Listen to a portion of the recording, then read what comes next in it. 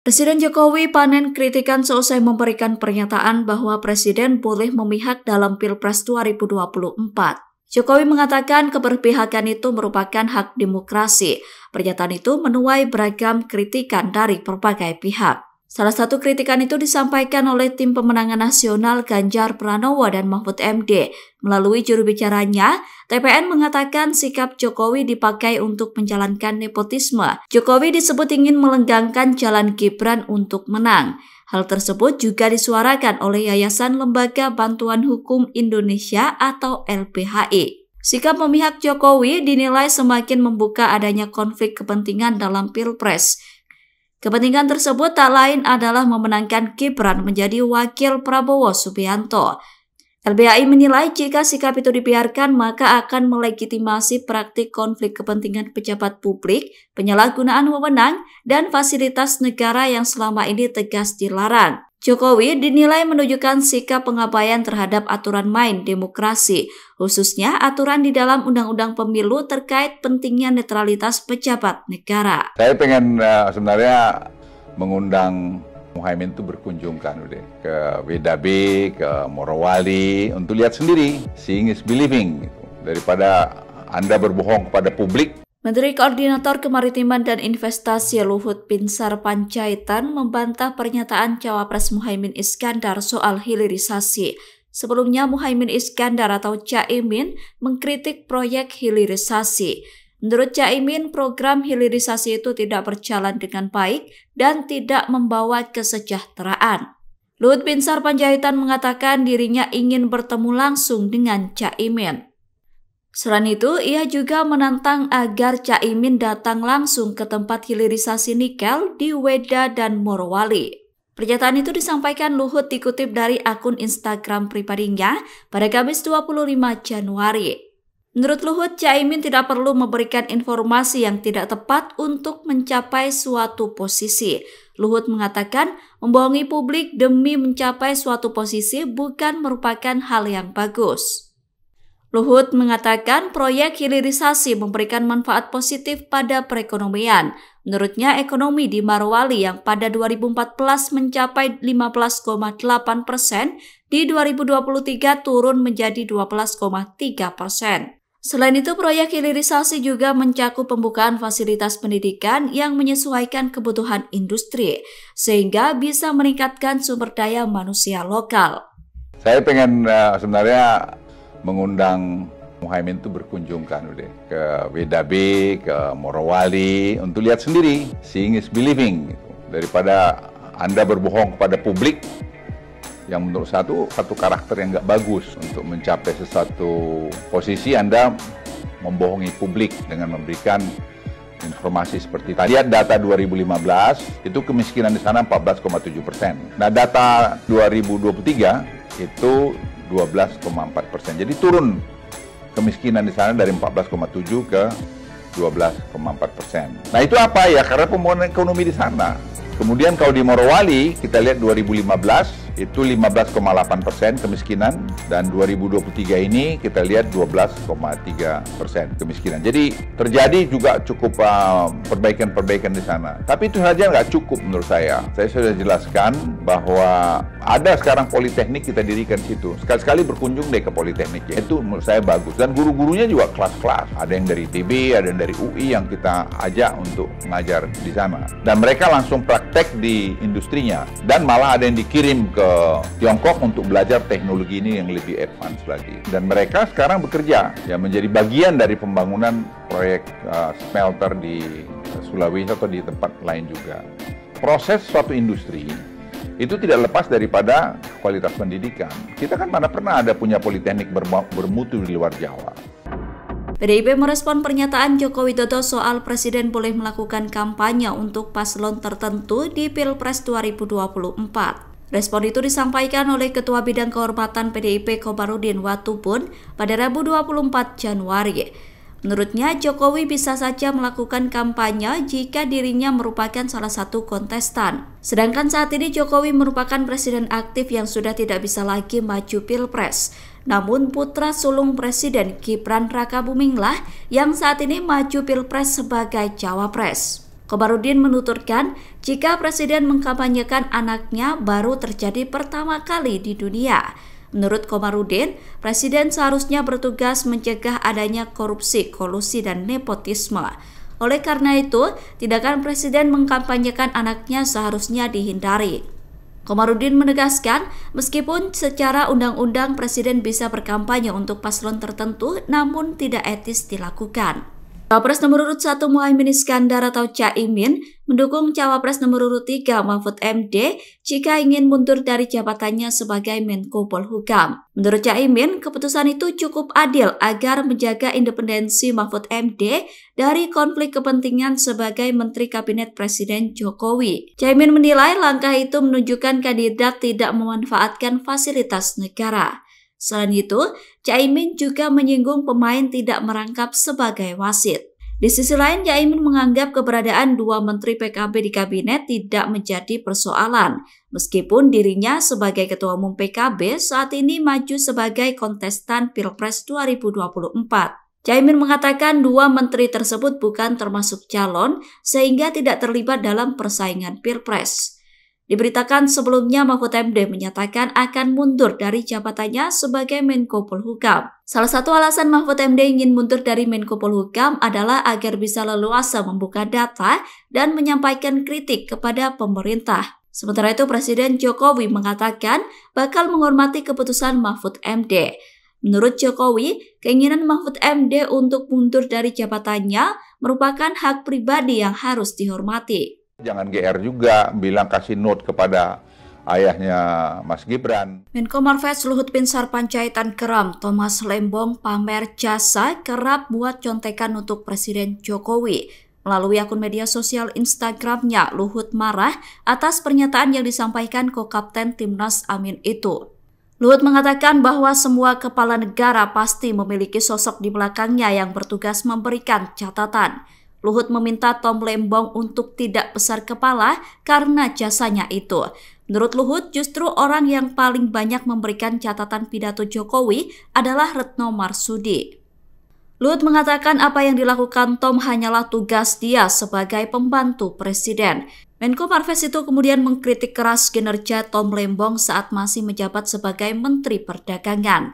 Luhut mengatakan tanggung jawab Tom sebagai Kepala BKPM yang ditugasi untuk Online Single Submission atau OSS tidak pernah selesai. Untuk itu Luhut meminta agar Tom tidak terlalu banyak bicara. Luhut meminta jika sudah selesai menjabat, maka tidak perlu memamerkan jasa yang sudah diberikan untuk negara. Menurut Luhut, keberhasilan pemerintahan Jokowi merupakan hasil dari kerja keras bersama atau teamwork. Jangan GR juga bilang kasih note kepada ayahnya Mas Gibran. Emang hanya Tom Lembong aja. Yang paling banyak kasih note pada presiden itu adalah Menlu, Ibu Retno. Karena setiap bilateral beliau yang ngasihkan itu. Dan itu bukan terjadi pada Presiden Jokowi saja. Semua kepala negara itu kalau bilateral pasti ada yang di belakang yang ngasih note itu. Apakah karena Anda hebat melakukan itu? Tidak, itu tugas Anda sebagai pembantu presiden, sebagai Menteri Perdagangan waktu itu, sebagai Kepala BKPM. Tapi Anda harus refleksi juga apa sih yang Anda lakukan sudah Menteri Perdagangan. Coba tanya dirimu. Waktu Anda BKPM, apa yang Anda lakukan? Coba. Anda kan ditugasin untuk OSS. Saya ingat betul itu, bagaimana Anda curhat ke saya. Tapi itu kan sampai Anda meninggalkan kabinet tidak pernah selesai. Sekarang kami yang menyelesaikan itu. Online single submission itu. Yang sudah digadang-gadang bakal selesai begini, begono dan segala macam itu. Jadi saya hanya ingin sampaikan, kita sudahlah. Kalau sudah selesai masa kita, sudah semua ada waktunya. Tidak perlu kita ceritakan kita yang paling bagus. Karena kita itu terjadi semua, tidak. Semua itu adalah hasil kerja tim. Erick Thohir resmi dinonaktifkan dari jabatan Ketua Lembaga Kajian dan Pengembangan Sumber Daya Manusia atau Lakpesdam PBNU. Penonaktifan Erick Thohir terjadi pada Rabu 24 Januari 2024. Wakil Ketua Umum PBNU Amin Said Husni mengonfirmasi kabar tersebut. Erick Thohir dinonaktifkan bersama 64 pengurus fungsional PBNU lainnya. Mereka dinonaktifkan karena terlibat pada pemilu 2024. Adapun 64 fungsionaris PBNU yang dinonaktifkan tercatat sebagai calon legislatif dan tim ses Capres-Cawapres. Nama Hovifah Indar Parawansa juga masuk dalam jajaran pengurus PBNU yang dinonaktifkan. Hovifah dinonaktifkan karena tercatat sebagai TKN Prabowo Gibran. Selain Hovifah, Kiai Haji Mashum Fakih yang namanya masuk dalam Timnas Amin juga dinonaktifkan. Kiai Haji Mustafa Akil Sirot juga dinonaktifkan sebagai pengurus PBNU karena masuk dalam TPN Ganjar Mahfud. Koordinator Staf Khusus Presiden Ari Dwi Payana buka suara tanggapi pernyataan Jokowi soal Presiden boleh memihak di Pilpres. Ari mengatakan apa yang disampaikan Jokowi banyak disalahartikan. Menurutnya, apa yang disampaikan Jokowi itu menjawab pertanyaan awak media tentang apakah boleh menteri ikut menjadi tim sukses pasangan calon di Pilpres 2024. Pernyataan itu disampaikan oleh Ari dalam keterangannya pada Kamis 25 Januari. Dalam pandangan Presiden sebagaimana diatur dalam Pasal 281 Undang-Undang Nomor 7 Tahun 2017 tentang Pemilu. Undang-undang tersebut berisi bahwa kampanye pemilu boleh mengikut sertakan Presiden, Wakil Presiden, Menteri, dan juga Kepala Daerah dan Wakil Kepala Daerah. Ari mengatakan merujuk pada undang-undang tersebut maka Presiden boleh berkampanye. Meskipun demikian, ada sejumlah syarat bila Presiden akan ikut berkampanye. Di antaranya tidak menggunakan fasilitas negara dan harus mengajukan cuti. Dengan diizinkannya Presiden untuk berkampanye, artinya undang-undang tersebut juga menjamin hak Presiden untuk memihak. Tetapi dengan tetap mengikuti pagar-pagar yang telah ditetapkan dalam undang-undang. Ari mengatakan apa yang disampaikan Presiden Jokowi bukan merupakan hal baru. Menurut Ari, presiden-presiden sebelumnya juga memiliki preferensi politik yang jelas dengan partai politik yang didukungnya. Bahkan mereka juga ikut berkampanye untuk memenangkan partai yang didukungnya.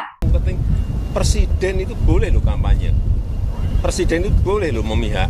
Cawapres nomor urut 2 sekaligus putra sulung Jokowi, Gibran Rakabuming, merespon pernyataan Presiden boleh memihak dan berkampanye di Pilpres 2024. Gibran irit bicara dan tidak banyak berkomentar terkait pernyataan ayahnya itu.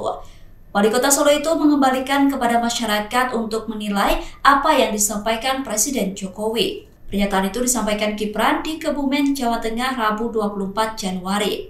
Gibran mengatakan lebih memilih fokus kampanye dibanding harus menanggapi pernyataan tersebut. Adapun pernyataan Presiden boleh memihak dan kampanye disampaikan Jokowi saat menjawab pertanyaan awak media soal adanya menteri ikut berkampanye. Akibat yang disampaikannya itu, Presiden Jokowi mendapatkan berbagai kritikan. Bahkan isu nepotisme kembali merebak disuarakan berbagai tokoh. Sementara itu, pihak istana mengklarifikasi bahwa pernyataan itu disalahartikan. Menurut Koordinator Staf Sus Presiden Ari Dwi Payana, pernyataan itu disampaikan untuk menjawab pertanyaan soal menteri ikut kampanye. Ari mengatakan bahwa Pasal 281 Undang-Undang Nomor 7 Tahun 2017 tentang Pemilu memperbolehkan Presiden berkampanye. Namun kampanye tersebut dibarengi dengan sejumlah syarat yang juga tertera dalam undang-undang. Constitutional and Administrative Law Society atau CALS mendesak Jokowi untuk mencabut pernyataannya soal Presiden boleh kampanye dan memihak di Pilpres 2024. CALS yang terdiri dari sejumlah pembelajar dan pegiat hukum tata negara dan hukum administrasi itu menyoroti perubahan sikap Jokowi. Pasalnya, sebelumnya Jokowi sempat menyatakan akan netral dan meminta seluruh jajarannya untuk netral dalam pemilu 2024.